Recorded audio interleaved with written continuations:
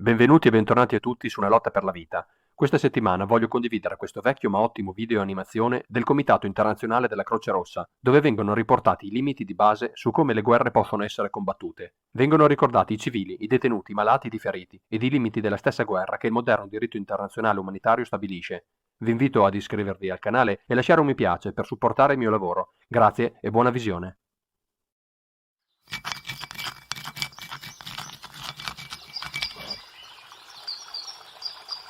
Since the beginning, humans have resorted to violence as a way to settle disagreements.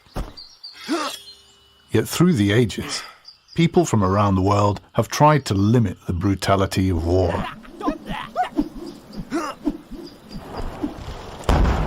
It was this humanitarian spirit that led to the first Geneva Convention of 1864 and to the birth of modern international humanitarian law.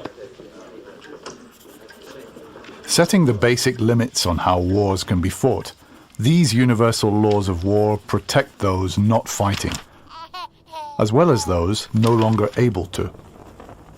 To do this, a distinction must always be made between who or what may be attacked and who or what must be spared and protected. Most importantly, civilians can never be targeted. To do so is a war crime.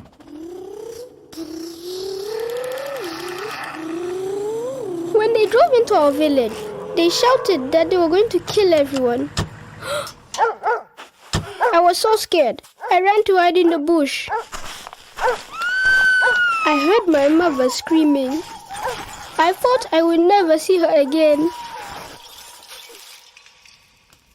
Every possible care must be taken to avoid harming civilians or destroying things essential for their survival.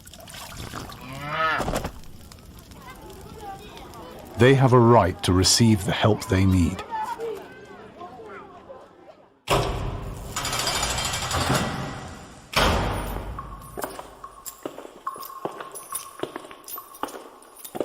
The conditions prisoners lived in never used to bother me. People like him were the reason my brother was dead. He was the enemy and was nothing to me. But then I realized that behind bars, he was out of action and no longer a threat to me and my family. The laws of war prohibit torture and other ill treatment of detainees, whatever their past. They must be given food and water and allowed to communicate with loved ones. This preserves their dignity and keeps them alive.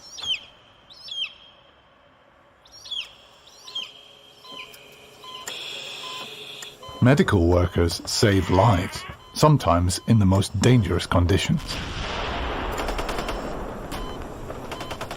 Fighters from both sides were wounded in a deadly battle. We were taking them to the nearest hospital. At the checkpoint, a soldier threatened us to treat his men only. We were running out of time, and I was afraid that now all of them were going to die. Medical workers must always be allowed to do their job, and the Red Cross or Red Crescent must not be attacked. The sick or wounded have a right to be cared for, regardless of whose side they are on.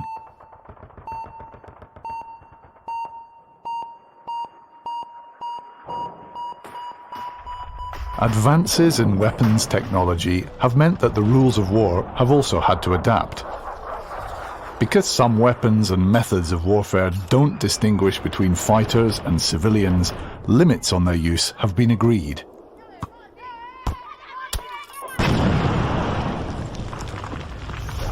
In the future, wars may be fought with fully autonomous robots.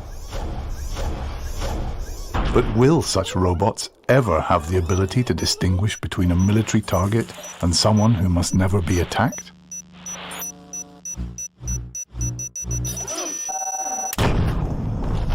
No matter how sophisticated weapons become, it is essential that they are in line with the rules of war.